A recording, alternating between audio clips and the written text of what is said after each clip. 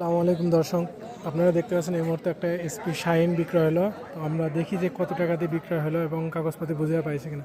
আসসালামু আলাইকুম ভাই। ওয়ালাইকুম আসসালাম ভাই। ভাই ভালো আছেন? জি ভাই ভালো আছি। গাড়ি আপনি নিলেন তাই তো? জি ভাই আমি নিলাম কত টাকা দিয়ে নিলেন? 1 লাখ। 1 লাখ?